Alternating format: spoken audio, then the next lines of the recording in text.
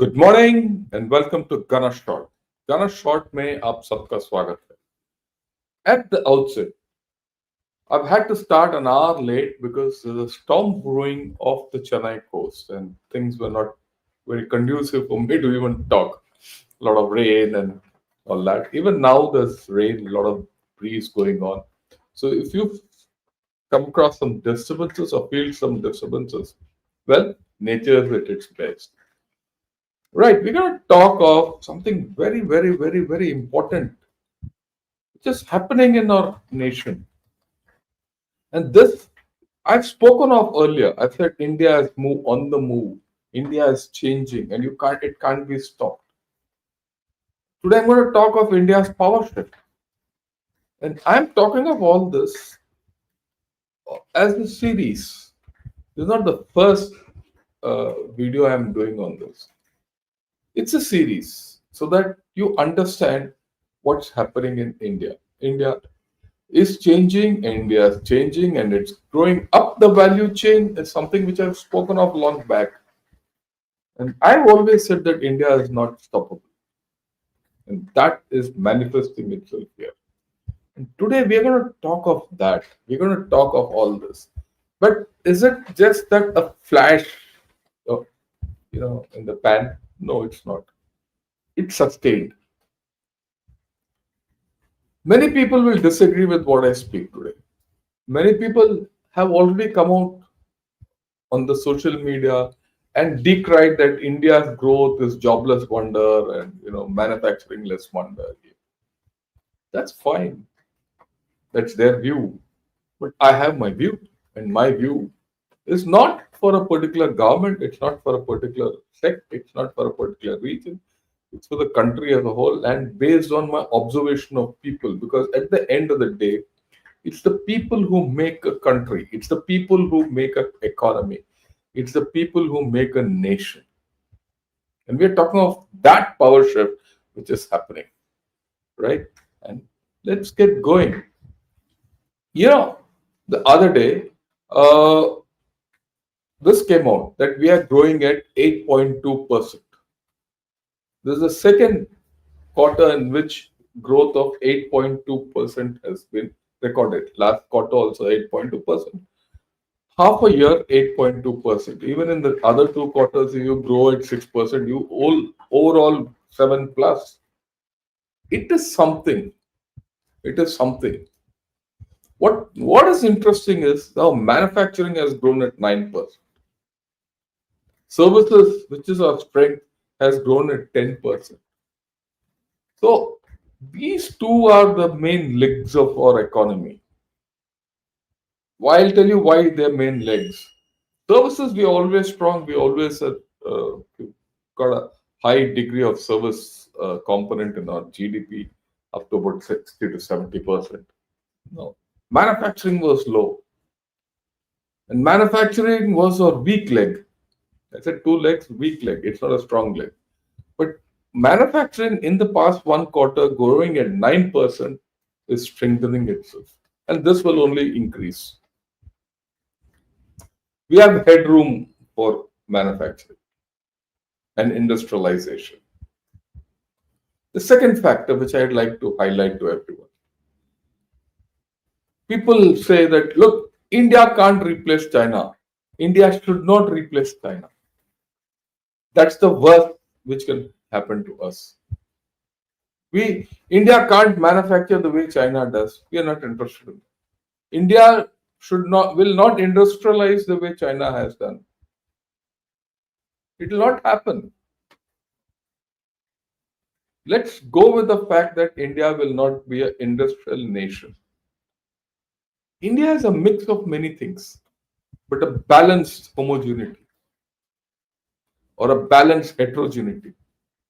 I wouldn't say homogeneity, heterogeneity is a better word.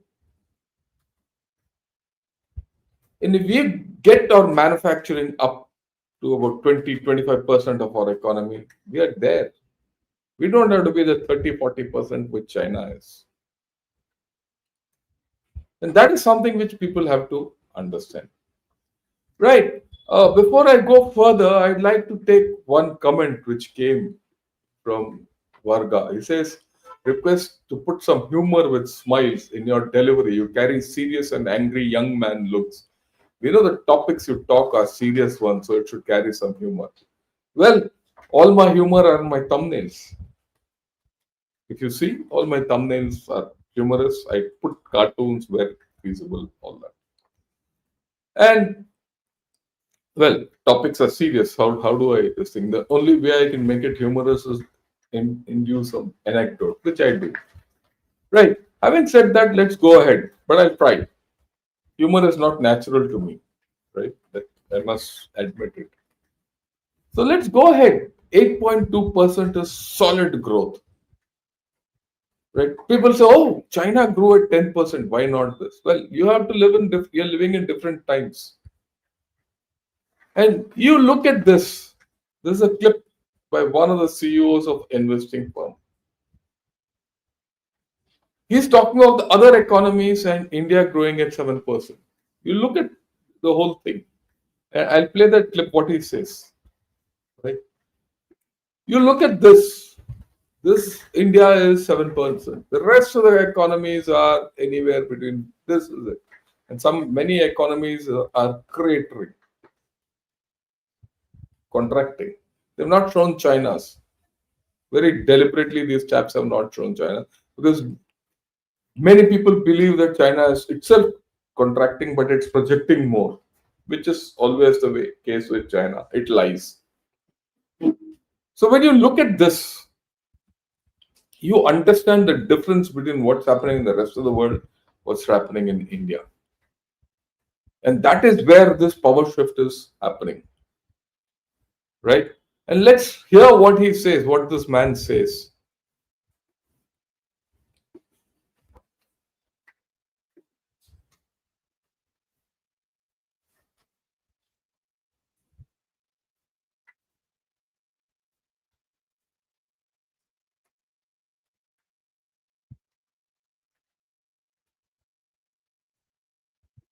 So, as per him, India is investing in legal infrastructure, physical infrastructure, capital market infrastructure.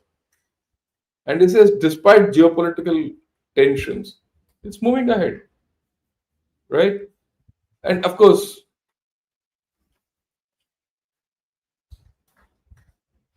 he says this is a place we particularly like. And what I liked about this is not what he spoke, but the differential between India's growth and others. We are taking our own systems for granted. That's the thing we have to understand. We are doing phenomenally well, let me tell you.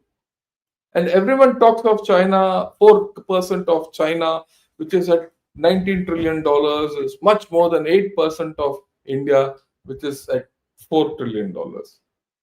But is China growing? And I'll talk of China, where China is still cratering, where China has got a major, major problem. I'm going to show it today. People have to understand this. Right. Next, this 2025 ranking came out from Australia. Right. He says, what's the comprehensive power of nations? And if you look at this, he says, the superpowers are those which have more than 70% of, they have a metric which I'm not going to go into. He says United States has 80 points, China has 73, both as per him are superpowers. And India has more than 40 points. It's just about 40 points. It's a major power. The rest are middle powers from Japan, Russia, Australia, South Korea, everything. The interesting thing here is this, that the power shift is we have now, as per this ranking in Asia and all over the world, India has shifted from being a middle power to a major power. You matter. Next only to the superpowers. So it comes back, if you go by this, we are the third pole in the world. And I've written about India being the third pole long back. So I'm not an economist, I'm not a businessman, I'm not nothing. I'm just a simple army man who's watched India, who feels the pulse of India. And it was my prediction 2 years back that we'll be the third pole. It's coming true. And I'm making this prediction again. Watch it 2030. You'll find a different geopolitical setup. For many reasons, including that of China. Right? From here on, our rise or shift will be geometric in nature. That's the way, that's the law of nature. Right? And this comes out, the Russians echo us. He says India's rise, this from Russian TV, it says India's rise is driven by strong economic growth, future resources, with only the US and China ahead of them. Right. Now, the point is this, I'll go back to this power shift and you have a look at it. What are the top five powers today as per this? It is US, China, India, Japan, and Russia. Right? Which are the two powers which are best with each other? India and Russia. Right? And of course, the Russia China equation is also very good. Right? But if you look at other powers, they're all not okay with each other. In fact, India is very good with Japan also. You look at Japan, Japan has problems with China and Russia. And its relationship with USA is uneasy today. Look at USA. USA is in the past, this year, 5, 6, 7 months, its relations with Russia, India, and China have not been good. And Japan, they've treated Japan as a handmaiden. I can go like this in a circular manner. India has the best credentials in countries which are part of the middle power compact. So India as a major power has only one way to go up, and this power shift is happening. Right? That has to be understood, and India can't be stopped. Look, this clip I'm going to show you is of Bloomberg. The US media, in particular, have been very critical about India. They've been disparaging about India, whether it's the New York Times, Wall Street Journal, Bloomberg, or Washington Post, or anyone. There's a bipartisan attitude in US media to run down India. Yet,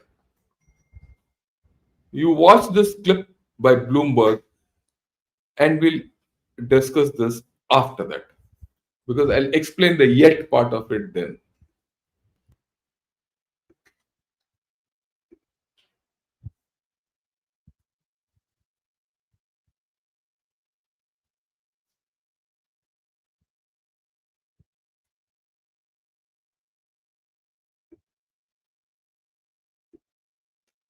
Look, for 2 straight months, our exports have declined, 50% tariffs, and India grows at 8.2%.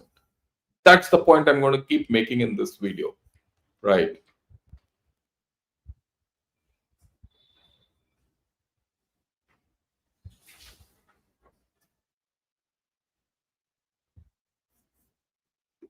So our economy is growing at 8.2% despite the headwinds.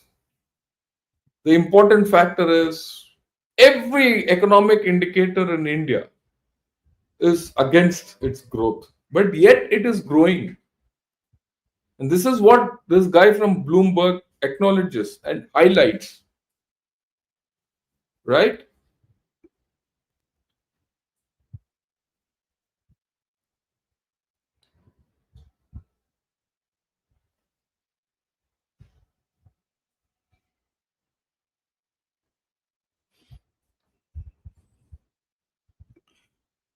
New labor laws. Very important. Labor has been a problem in India. And slowly and steadily, I will give credit to our government. They've changed this story. And people have accepted it because it is in their interest. The old labor laws and all those things, strikes, yeah, or the past, gone, just gone with the wind, scattered, and things have changed. Because people have to live and people have to progress. People want to progress. Yeah.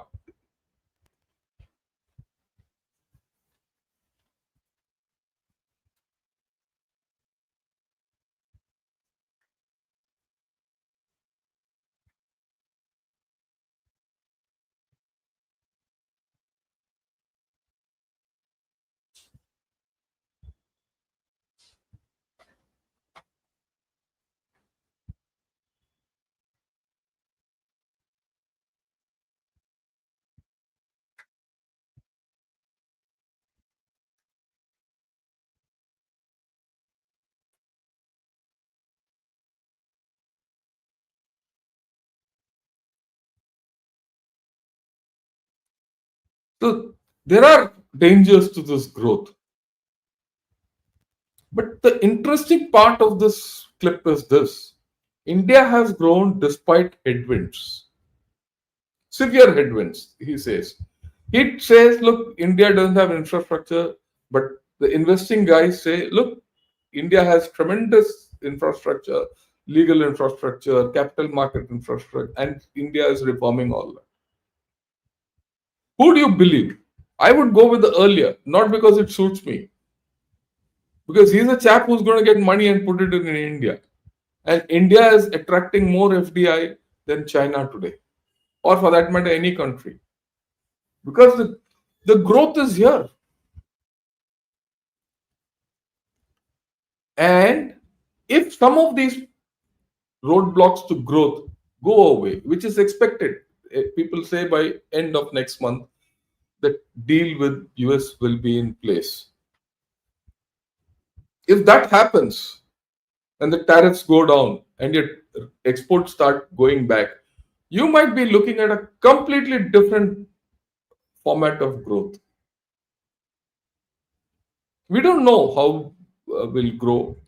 Whether, I mean, I can't say this because I'm not an expert at it, but I know that we will continue at this same growth given everything else. And I'm very clear that India can't be stopped. India can't be stopped because the people of India can't be stopped. You can't stop 1.4 billion aspiring people from their growth. Politically, we are strong. Many people might not agree with this, but fundamental politics in this country is strong. All you have to do is look at Pakistan next door, which is growing negatively. Look at China, which has got tremendous problems, which I've been speaking of, and I'll highlight some of them now. Right? So, in terms of growth, in terms of power shift, I have no doubts that India is growing and growing fast. It's time the world catches up with us. And this is something which I spoke last time, based on that article by John Spencer, that India is rewriting the rules, the strategic rules of the game, and the world, rest of the world has to catch up. And this is an article which came out in South China Morning Post, because I don't discuss anything based on our own media. Very rarely I bring our own media. Most of the time I get media an outside view, because the outsider's view is always critical, it is objective, and it might be even negative, but that's what you need to look at. And this says India races to build its lost maritime muscle, and we are against the clock. You go to other Chinese things, they say, oh, India is nowhere near China, Korea, Japan. I completely agree with it. Many people here will say, oh, sir, India is not growing as fast as China. We don't have that big a shipbuilding as China. I agree with it, but you have started. The biggest problem when you push a car is to push the car and it moves. Once the wheel starts rotating, speed apne aap aa jata hai, right? And this is what our defense minister had to say.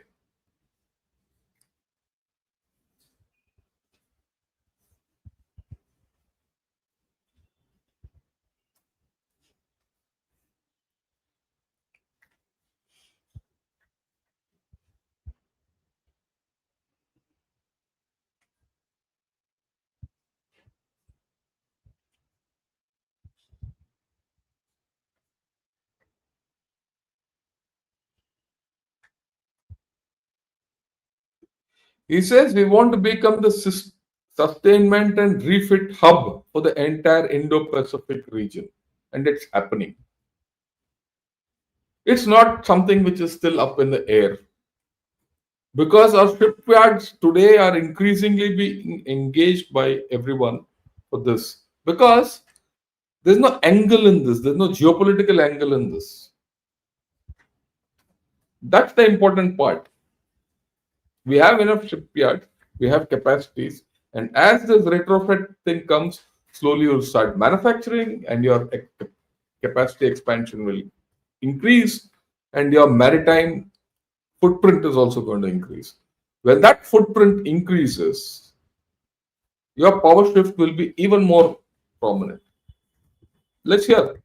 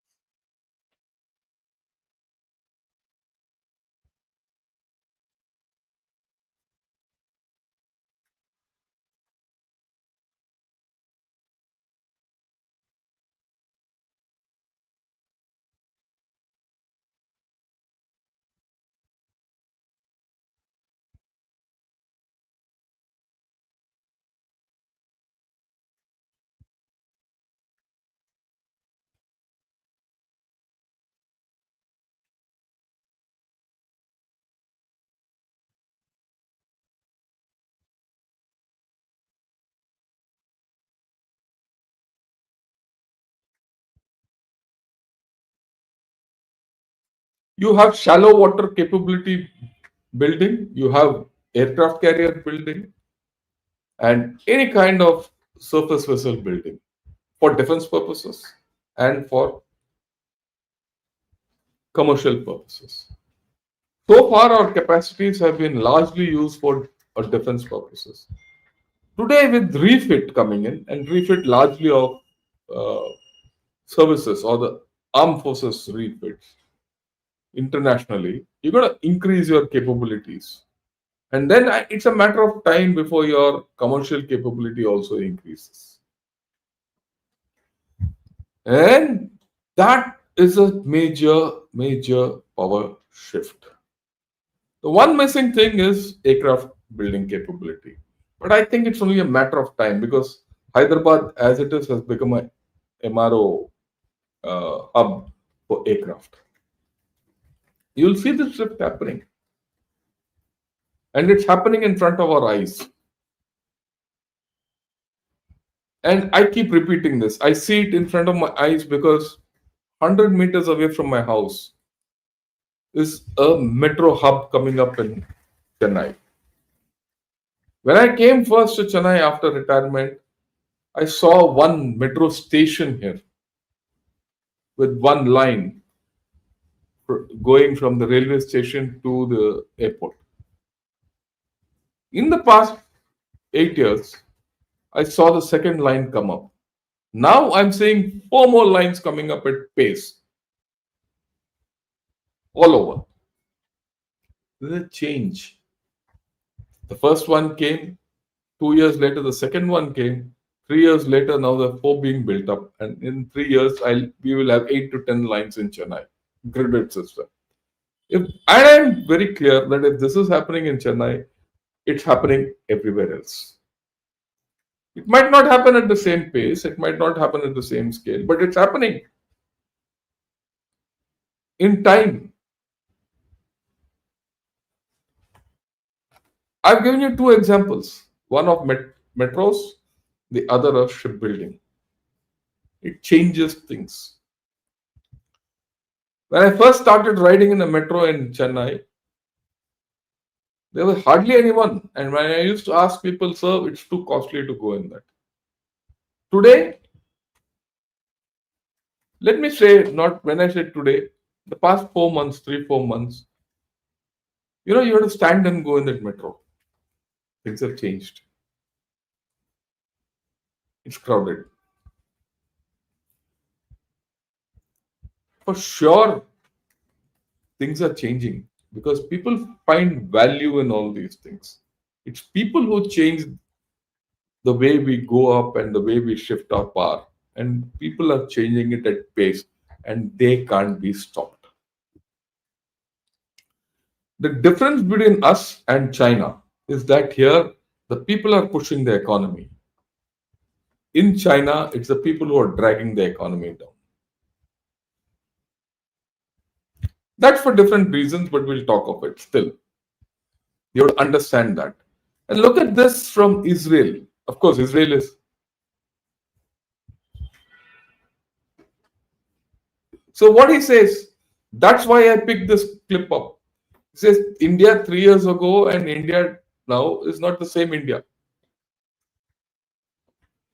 That's the change which is happening. And that's the change we have to recognize within ourselves.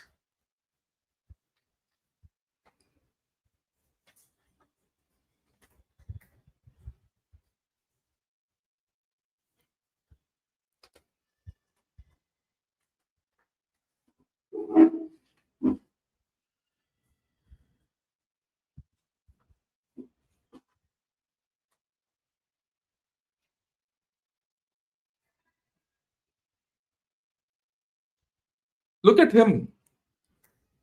He he's an Israeli. Like he comes for to here for business. I'm okay with it. Let him come. And so many people have to come to business. What it says is the change, the pace of change which is happening in India.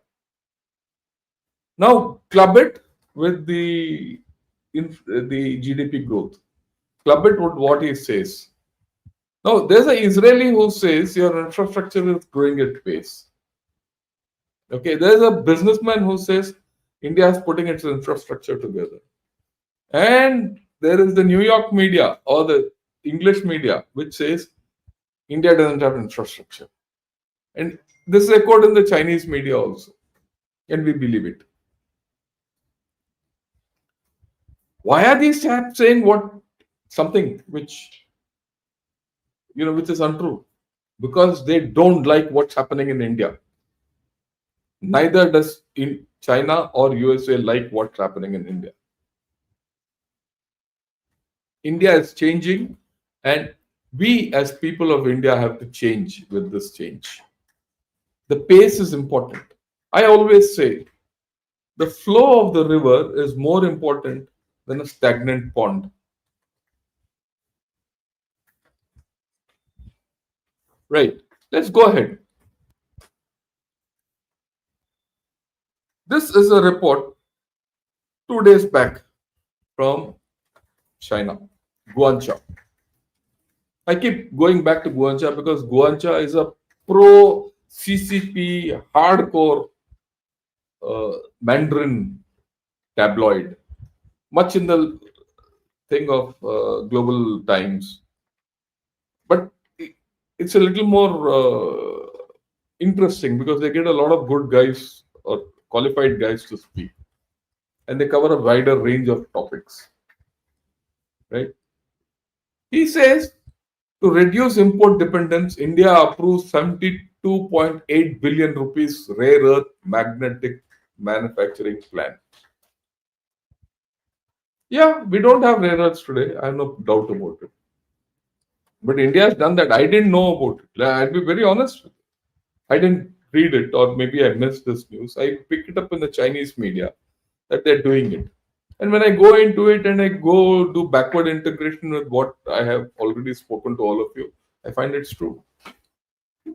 And why wouldn't we do it? That's what I've been asking. India has got all the rare earths which we need. We have some of the highest deposits of rare earths.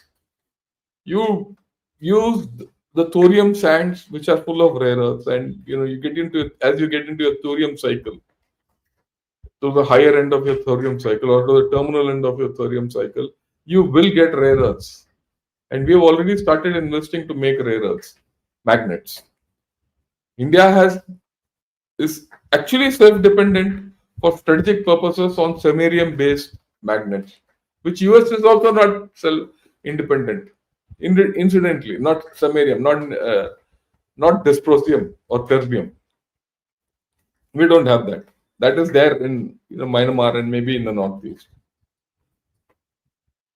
Even China doesn't have. China also depends on getting it from Myanmar. You make it, and we've started the process. The process will take time. It's not going to happen overnight. It's going to happen over maybe 4, 3, 5, 6, 10 years.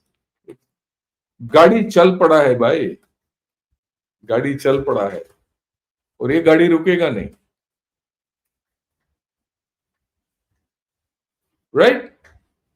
And if you don't have a particular rare earth or a particular magnet, trade and find alternatives. Who knows, in the next 5 years, maybe these rare earths and their magnets and alternatives are of no use. Already people are saying that they're looking at alternates to rare earth magnets. Technology. I heard a Pune based firm which says we'll produce motors which don't need rare earth magnets. It'll come up. You can't stop people. US economy, China economy, I've spoken. They're both big economies. They're the bigger powers as per that power index. उसमें doubt नहीं है. But they're sluggish today. They're not growing. They're losing influence. Both US and China are losing influence because no one trusts them. Japan doesn't trust them. Russia doesn't trust them. Russia doesn't trust China either, but Russia trusts India. Again, I go back to the top five.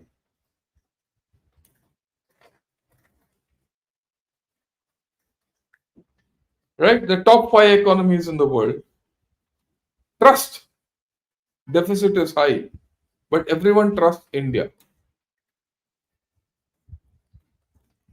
Both US and China have internal political and military problems. On this, I've said many times. Because this is a slide I keep repeating with every such video.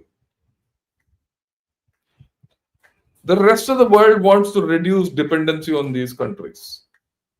Both these countries want influence but don't want responsibility. And one thing, both these countries are united against India. They feel that tomorrow India will upturn the whole story for them. And that is something we have to be cognizant of. And between the two, China is our bigger threat. That's a physical threat with 3,000 kilometers of border. And this power shift, which is happening, has to factor that in. When I say China, I include Pakistan also. Because Pakistan is just a cat's paw of China. And the way I look at it, you break the cat's paw, you break China. Don't concentrate on you trade with China, do anything with China, but break Pakistan. China will get hit. We need to change because our power is changing, our shift is changing, our thinking has to change. You block against China and hit Pakistan.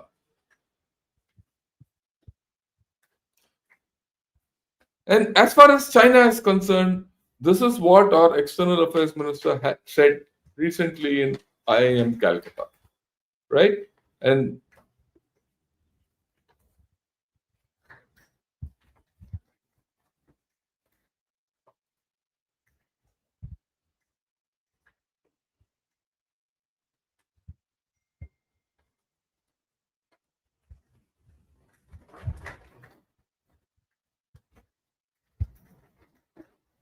This is important. He says China is playing by its own rules and rewriting them. We have to understand why China is doing what it is doing because it's going to affect your power shift. It is doing because internally it can't grow unless it creates an external environment. It cannot go off. It is pure mercantilism. If you examine the Europe of the 17th and the 18th century, or even up to the 19th century, more so the 18th, 19th, 18th, 19th century, where colonialism was at its peak. What was it all about? Why did the Europeans come out to do colonize the whole world? Because the resources were outside. They didn't have anything. So they looted their colonies and took the wealth back home to revive their own economies, grow their own economies, and today they are wealthy. China is following that same playbook today. Internally, China is weak. China has gone this external route. It wants to establish an alternate global order, this, that, all that nonsense, so that it can enrich itself and revive itself internally. But there's a difference between what China is and what Europe was then. That I will discuss on another day. But today we have to understand that China is virtually your mortal friend or your mortal enemy. Call it what you want. It's not a frenemy. It doesn't want you to grow. Whatever China does to you is against us. So, in this context, let's understand what China is going to do and where it is heading. Today, China has started a new story of manufacturing drugs, biotech, because they find that EV, solar, all that have reached their limit. That is your danger because they're trying to hit your drug economy, your pharma. Your pharma is the next thing, and you need to protect it. How you do it is going to be important because part of your own growth and part of your own GDP is pharma, a major part. And if that collapses, many things collapse. And that collapse, which these chaps can engineer, will be to their benefit. And this is what happened in the turn of the century when you had all the APIs and the APIs were undercut, API manufacturing capability in India. We were self-sufficient for pharma industry. But they finished off our APIs, took made us completely dependent on the APIs from China. To some extent, we have reversed it. Maybe in the next 3-4 years, we'll come to that threshold where they can't hold us to ransom. And it will be their interest to sell APIs to you. But that will only be feasible if you maintain your competitiveness in this sector. And that means own research. In this power shift, as we grow higher up the value chain with greater GDPs, we have to invest into our R&D. This is a cycle. In this cycle, if you today don't invest into your R&D, you lose your competitiveness and your leadership in whichever field you have. And I did a program earlier which said, look, China is now examining our pharma industry in detail and they know that they can't catch up with us today. But what about tomorrow?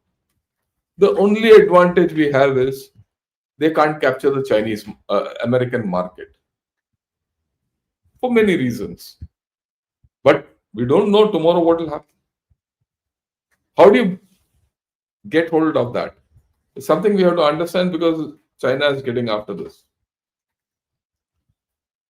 And then, of course, they're not going to, whatever's happened with that Arunachal lady, Tangbok, Pem Tangbok, at Shanghai, is not an accident.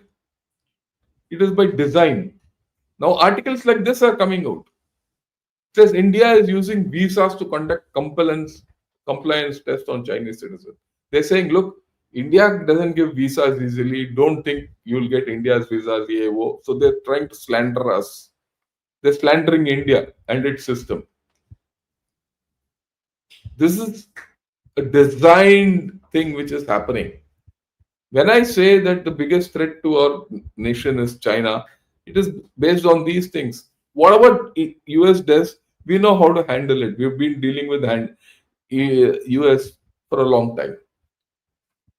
We know how to handle it, but not China. This is something we need to clearly understand. Right? Now, there's another thing which we need to understand. China is projecting itself as a great force, X, Y, Z.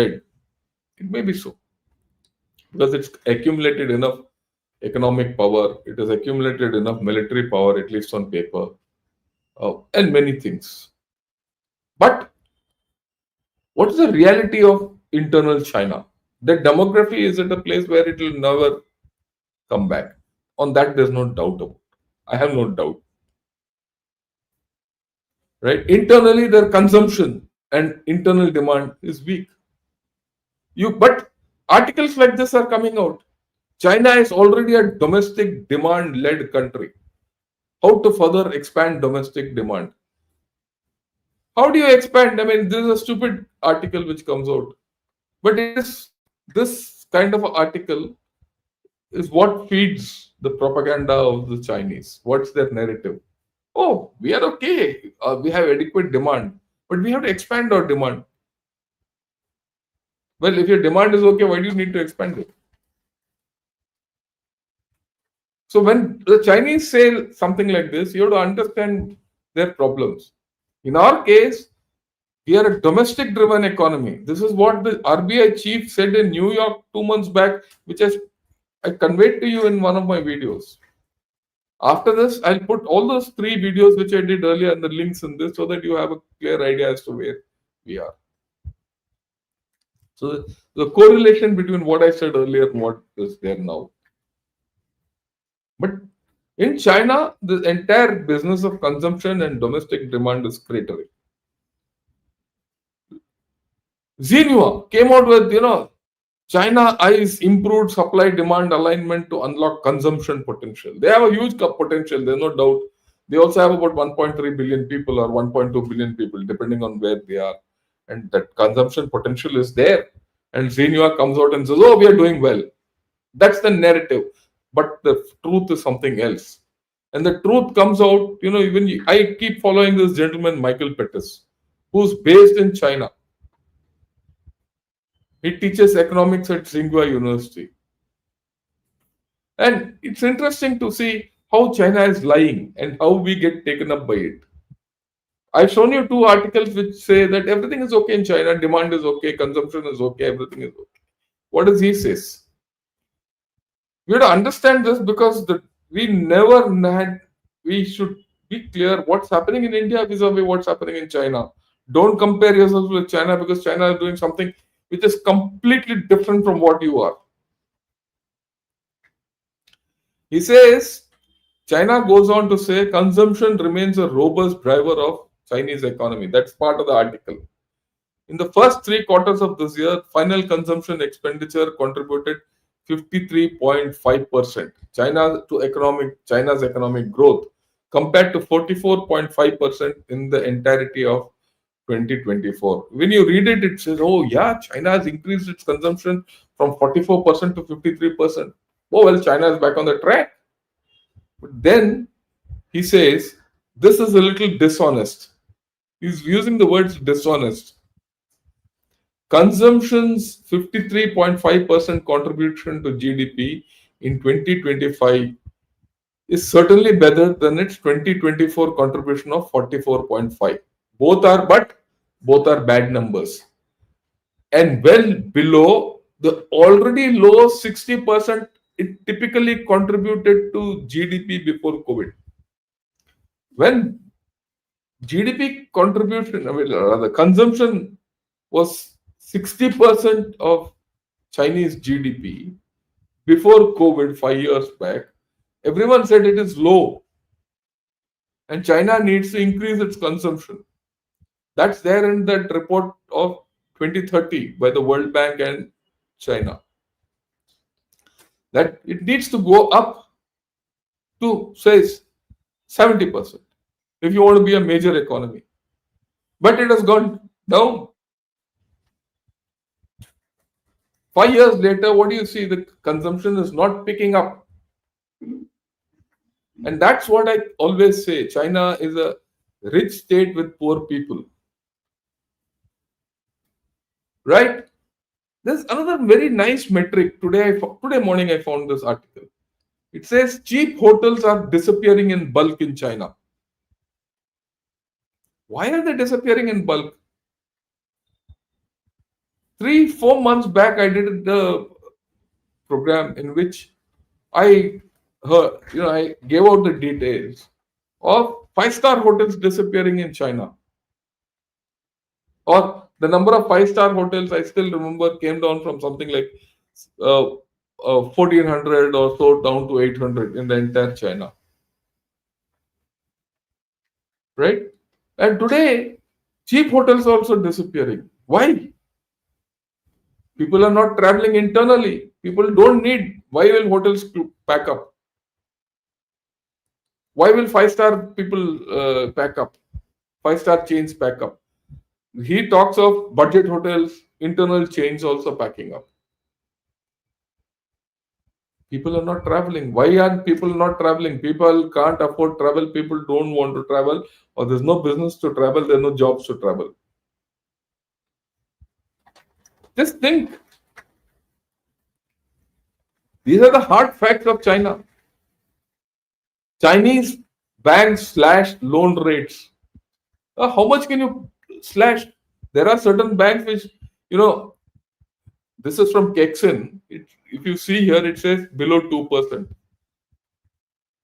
The interest rates are below 2%. In many banks, it's already at 1%. How much more can you slash rates? So maybe 3 4 months back when I spoke of slashing rates, 50% of the banks were given at almost 1%. Today, the rest have also joined that bandwagon. You look at the internal finances of China. People can't deposit money in banks because there's no interest. People, probably the next article which I'll do or next program I'll do, I'll say, look, people have to pay for keeping their money in a bank. So what is the Chinese government forcing them to do? Buy stocks, bonds, and all government bonds. So with that government bonds, which are never going to be returned, what is the Chinese government doing? They're subsidizing. I keep saying this. This is the subsidy cycle in China. When you say China gives heavy subsidies to their industry, what does it do?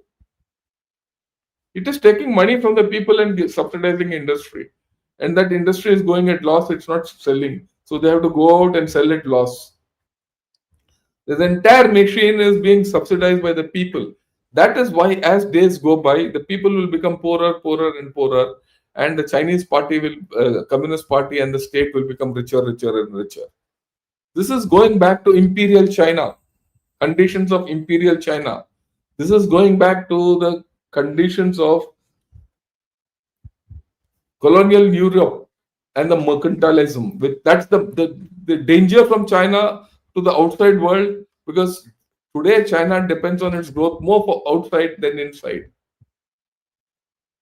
There's a schism developing in China, and that schism has implications for India and its power shift.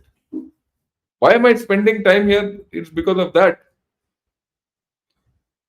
There are economists in China who say you need to increase consumption if you want long-term goals. If you want long-term goals to be achieved, you need consumption. So all these big targets which China sets and says it has achieved is all false.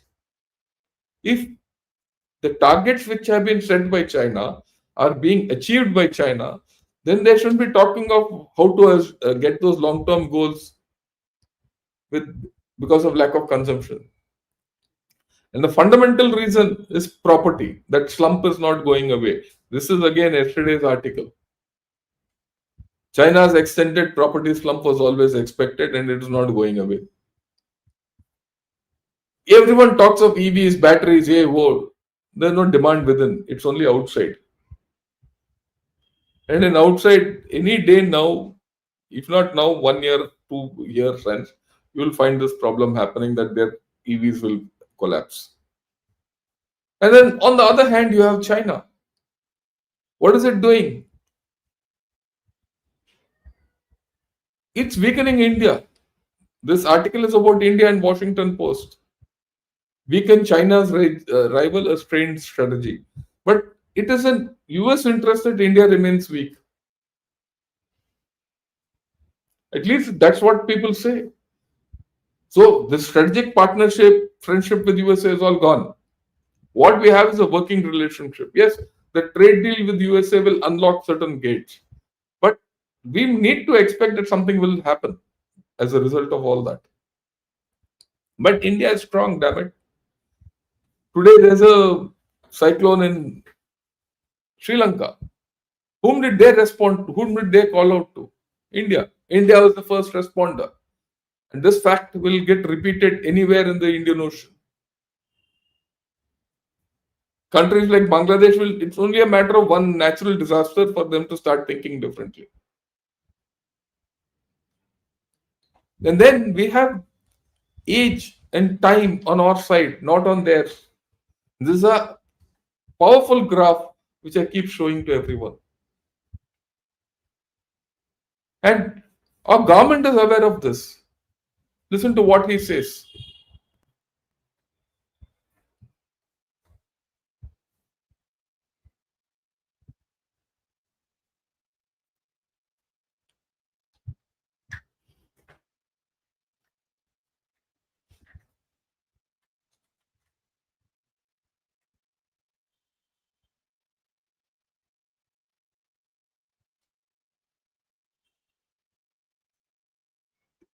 New trade arrangements and fresh connectivity.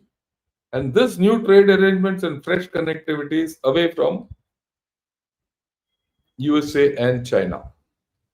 In fact, I'd recommend you to watch this entire talk which he gave at IM Calcutta, our External Affairs Minister. I think it gives out exactly where India is and what India is doing.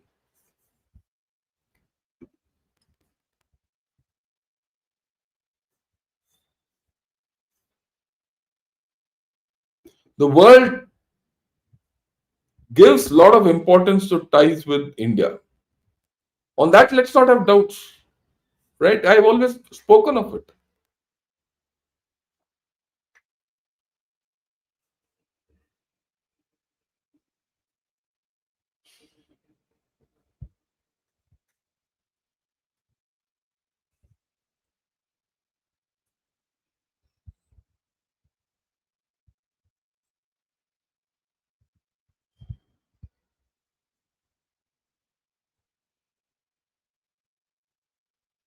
Strategic, economic considerations, and people centric views.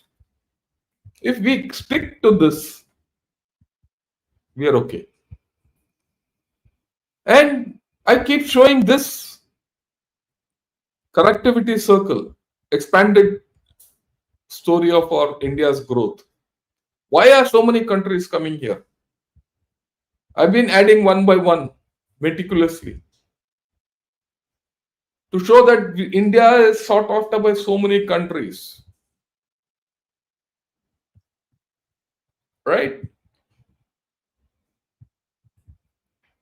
And that is what a external affairs minister also indicated. The world attaches importance to our growth and seeks more interconnectivity. India can't be stopped. Understand, between US and China, the greater threat is China for many reasons, which we all know and I've spoken of, and I keep proving it. People say I'm a Chinese hawk. I'm not a Chinese hawk, I'm a Chinese realist. What China is trying to do, we should understand. And India has to grow on its own legs with or without USA. and definitely learn to do things without China. Because what has happened in this, whether this diplomatic thing and all is part of a well laid out strategy. And more will come up of this. And I always say, our biggest problem, our cancer, is next door in Pakistan. And today evening, maybe we'll talk of Pakistan. We need to talk of Pakistan because what's happening in Pakistan is pretty unnatural. I won't say it's unnatural, it's episodic, right? And we'll talk of it. Imran Khan, ye, wo, all that. And then I come to, the thing which I always finish off such talks with. Is India safe? Can India handle the threat it faces? Understand, India has never been invaded by sea. There's no threat to India from our coast. The only threat to India is either from China or Tibet. But sorry, a threat to India is from China through Tibet or from Pakistan through whatever they can. But you have a very strong army defending this nation. People say, oh, our army is not strong enough. Our army is this X, Y, Z. And people still refuse to believe that Indian army is so strong. After what it did in Opsindor to the Pakistan armed forces and the Chinese equipment. Narratives. These are all narratives. What is the reality? You have some of the strongest armed forces guarding this nation. Look at this little clip I'm going to show you. This is about how people survive or how things are in the Siachen Glacier. I'm showing Siachen Glacier, which is an extremity. But this extremity exists in many parts of the Indo-China border and the Pakistan border. So we had to listen to this whole story. Yeah.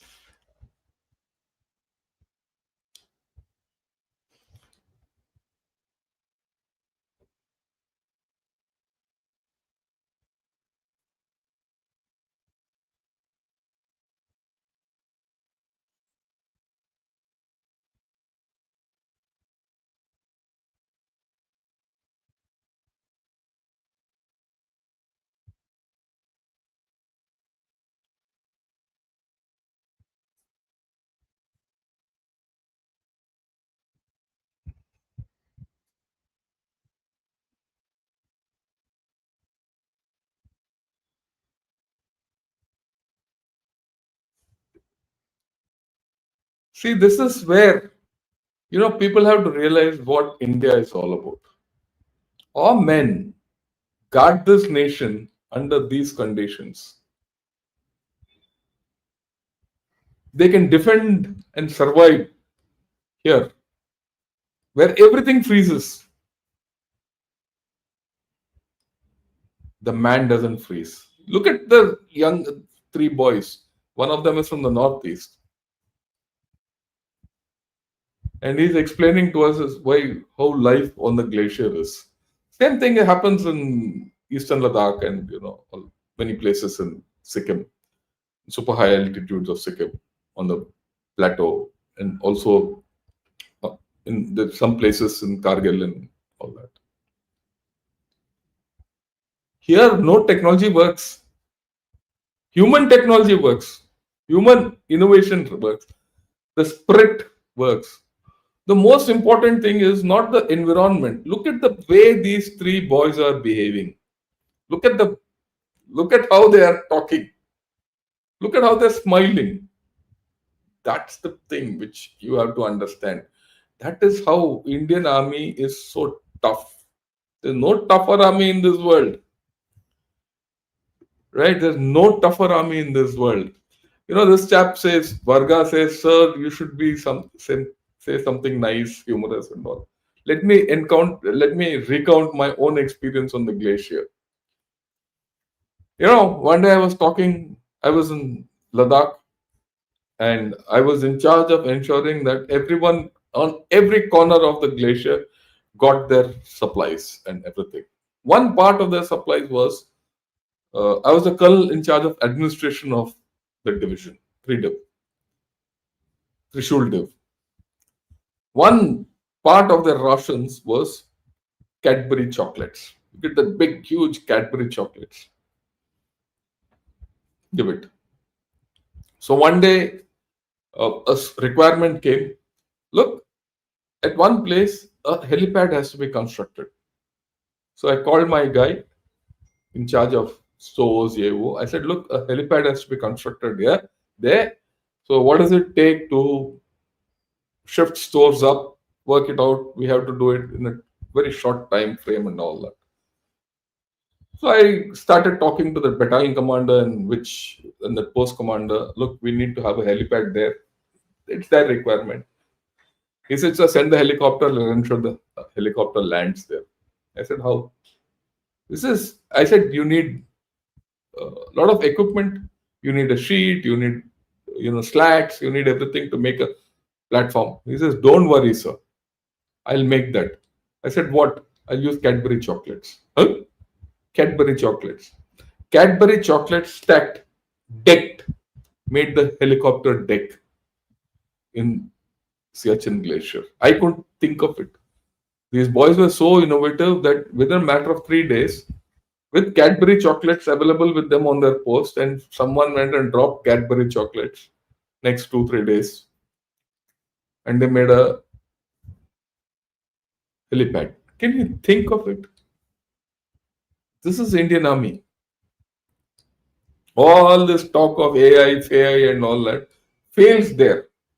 That's why I say you need technology which suits that terrain and that condition and that operational and that set of people who are fighting. Fighting is a big different ball game, right? So I thought I'll end this up. Till such time you have such great guys defending our nation, our power will only go up. A major component of this is this. Just think. In the beginning, when I started, I said 8.2% growth with headwinds. We're not a fully modernized army. If you incrementally increase this, remove the headwinds, and modernize our army, where will we be? And this is what I always say, that more often times we underestimate our own strength. Well, I do hope you like this video. If you like this video, do press the like button. Do subscribe to Gunner Shot. Also press that bell icon. And do join me as members. And I'd like to thank all of you who joined me, though my program started late. Like I said, today there's a cyclone blowing off the coast of Chennai, Ditwa, which has come up from Sri Lanka. My heart goes out to all those boys, all those people in Sri Lanka who weathered this storm. And I'm proud that the Indian Armed Forces and India are the first responder in the Indian Ocean. That's part of India's power projected. China didn't come here. Remember that. China has never helped anyone. And this is where India gets its trust. With this, thank you. I'll take a few questions. Yeah. First and foremost, can we defend against HIMARS if US gives to Pakistan Can you please talk about Coco Island and Kral Canal threat to Andaman? Look, first and foremost, be rest assured that US will not give HIMARS to Pakistan. We will not allow it to happen. Don't worry. It will not. Okay. So, in any case, even if it comes, they already have Russian equipment. And HIMARS is not so great. And if even if US gives it to Pakistan, they'll give the old version. So don't worry about it. Yeah, one of these days I'll talk about Coco Islands and Kral Canal. It's not a threat. Then it's not threat to Andaman. Let me be clear. I did speak when I spoke about Andaman Nicobar, but as part of my travelogue, I will speak of Andaman Nicobar and I'll explain to you what Andaman Nicobar is. My next travelogue will be on the Kameng sector, Arunachal Pradesh, and I'll do that. And things will be okay. Things are okay. Don't worry. Like I said, we overestimate others what they can do, and we underestimate what we can do. Don't worry. Sham Tarun, thanks a lot for your contribution, and Harsha, thanks a lot for becoming a YouTube member. Thank you. Uh, I need a bit of feedback from all of you, which says, yeah, I've been doing this podcast on and off between the vertical orientation and the landscape. Like today, I'm doing it on both modes. I need a bit of feedback from you whether I should continue doing both these or only in landscape. Do put it in your comments, or you could, post it on Ganashort website, and do let me know so that I can do things the way all of you want. Right? If you're not finding this vertical orientation comfortable, I'll stop it. Right? Based on the feedback you give. Okay. Mm. BJP and Modi is criminal destroying India. I don't think so. I don't think so. These are extreme ideas. I don't think so. All GDP numbers are fudged and fabricated. Again, don't think so. There might be some increments, but if you think ours are fabricated, what about others? You can't fabricate this kind of growth. Okay. Yeah. Growth is a tight slap for those who are trolling, saying dead economy. I completely agree with you. Look, a platform like Bloomberg comes out and talks what it spoke. That's why I say I take outsiders' views. Don't discuss this politically, whether the government is good, bad, or not, BJP is good. That's a poor way of coming and talking here. Yeah.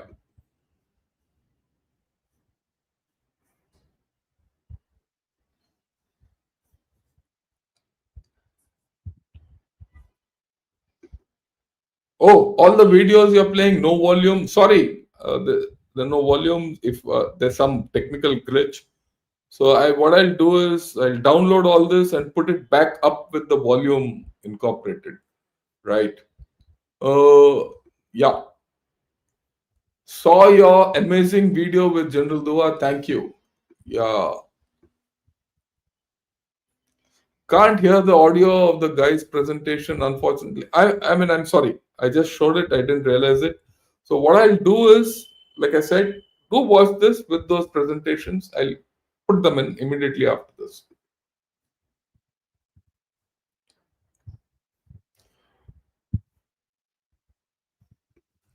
Put 90% of your money in the market with some of these stocks and share a screenshot with us. Bullshit propaganda of this government. Look, I'm not part of the government. Okay. True monk, I'm not part of the government. You can keep talking what you want, but I'm not part of the government. Yeah. I'll replay this with the thing. Yeah. So you once mentioned that this is not the Asian century but the Indian century. Can we get a video on it and the difference between the two and its reasons? I'll do that. Regarding humor, you're good, sir, and your content is pure gold. Thanks a lot. Notwithstanding the urgent need for the rest of the world to invest in Bharat through FDI, FPI, there remains a need to enabling a security verification approval system. I agree with you there 100%. and we need to improve our system there. Mm. China was aided by USA, Bharat growing by its own way. Yeah.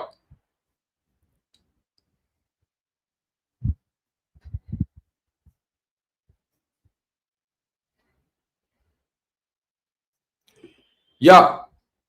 So no voice, but he's the head of BlackRock, right? Leading real estate agent in the world, shifting base to India. That's what it is. Right. No, the reason is not because of my earphones. It sometimes happens for some reason you don't get audios. But like I said, after this I'll insert the audios.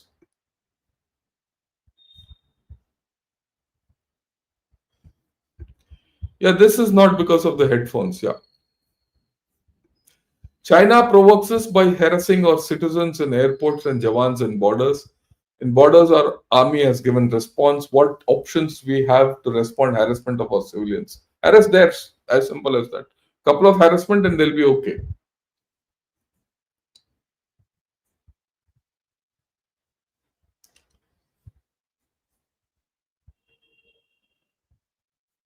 Yeah,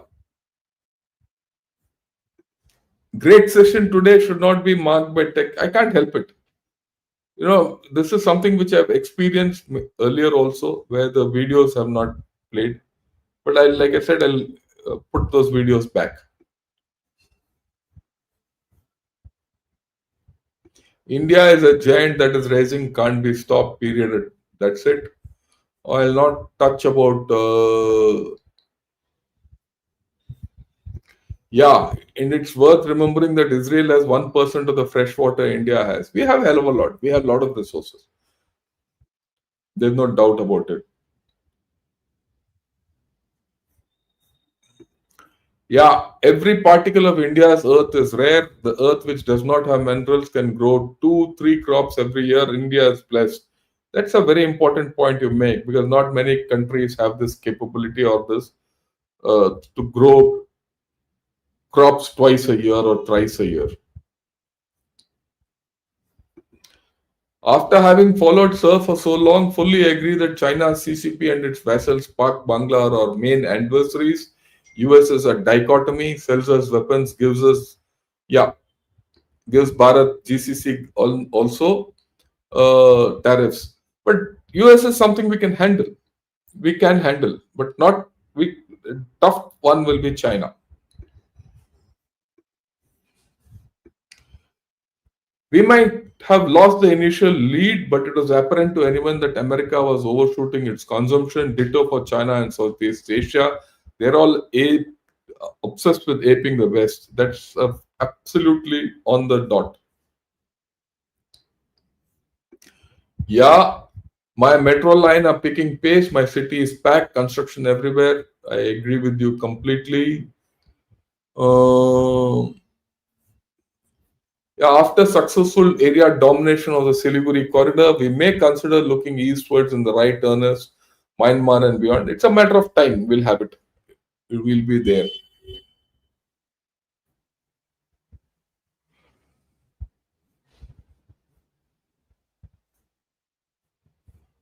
Okay.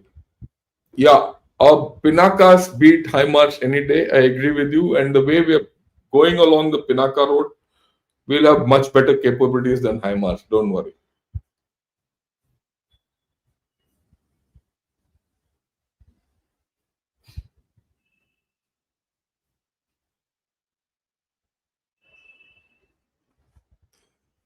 Right.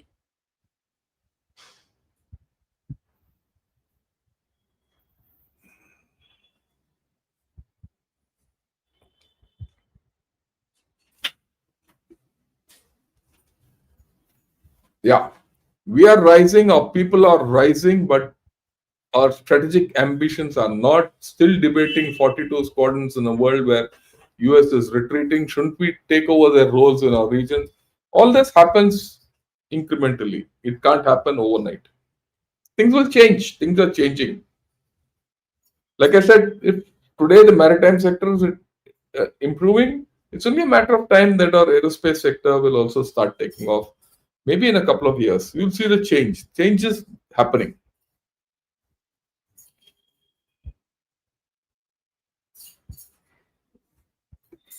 BYD is buying many car companies left, right, and center. One of their largest CKD or manufacturing units is closed. Southern Command headquarters in Pune. Is this a threat to Indian economy and national security? Of course it is. And I'm sure things will get sorted out on their own, right? Uh, why BYD is being allowed is known, but it is only, uh, it's not going to take off. Don't worry.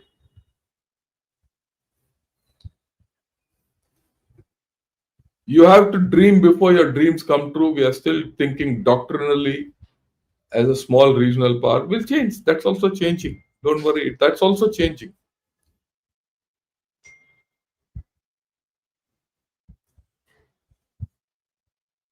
Yeah, domestic demand is directly proportional to increased earnings and inversely proportional to the cost of production.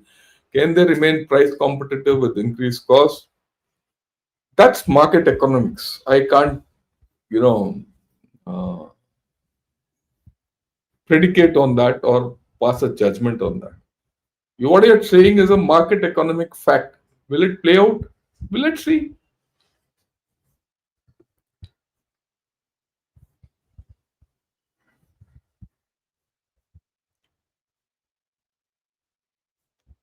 Yeah, video clips are muted. I get your feedback. I'll put it in because there's no way I can undo it now, but I'll put it in the clips again. I'll put it back. So I'd suggest you see it, say, after a couple of hours because that'll be the time it'll take me to download and insert those clips.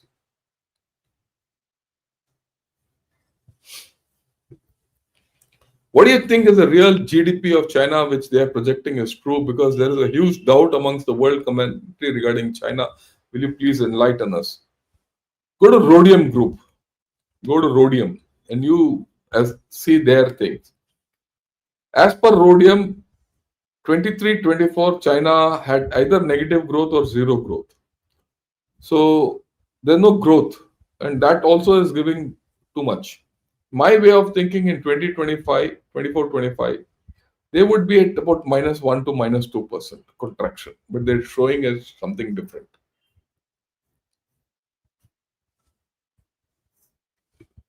Yeah, just like you present the real Chinese numbers, can you also show how US is doing reality versus chest thumping? I'm sure a lot of people would be interested in US performance. Okay, I'll do it. But I'll be very honest with you. On US numbers, I have to develop expertise. On China, I've been studying China for a long time, so I know when they're lying and when they're not lying. But as far as US is concerned, it'll take me time to get to that. I'll have to study, but maybe after 5 6 months, I'll start coming out with it.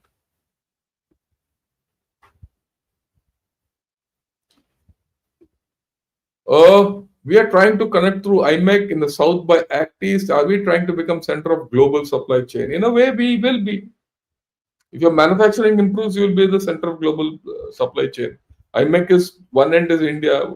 Act East is something which we have to develop. It's still in a developmental stage. Can China take Singapore's help like now? Then took God's help in night. You'd see Singapore is no more interested in that. That's the interesting part.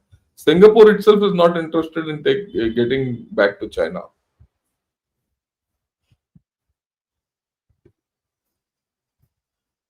Is it time we raised an expeditionary force? No, we are too. It's too early. We shouldn't. Yeah, would be great if you can. The way smart cities like Amravati and Dholera are coming up in India and how real estate grew in China. Okay, I will. Let me study it and then get back to you on that.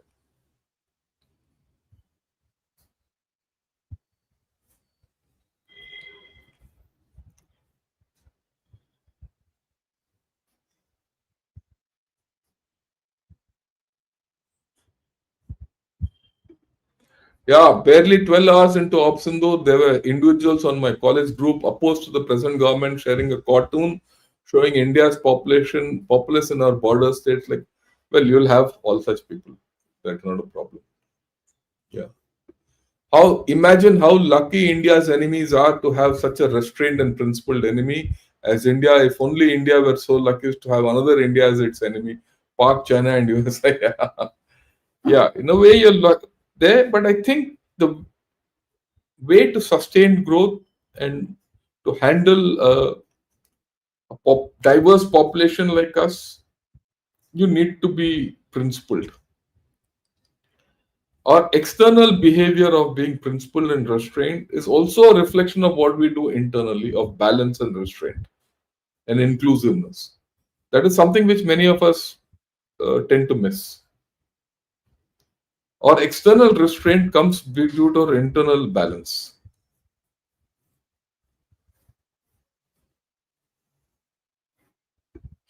Amazing video, no audio from Siachen. Yeah.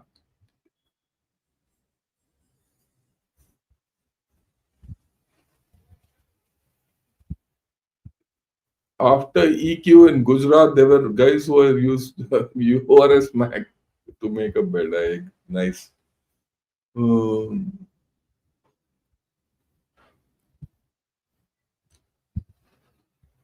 yeah.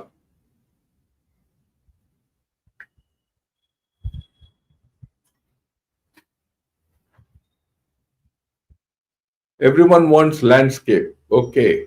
Landscape is only for mobile TikTok users. Vertical. Okay. Right. Fine. I'll from today evening onwards. I'll just do the landscape bit. Portrait is bad, confusing while selecting video. Okay. Take your time uploading corrected videos. It's just, yeah, yeah. Don't worry.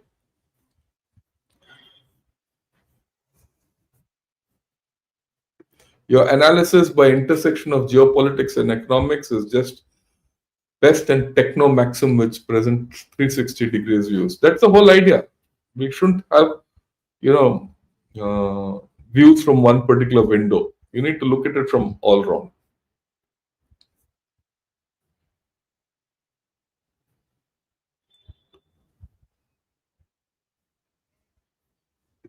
Okay, is this is time you can bring Sri Iyer as a guest and talk about USDDB? Maybe I will.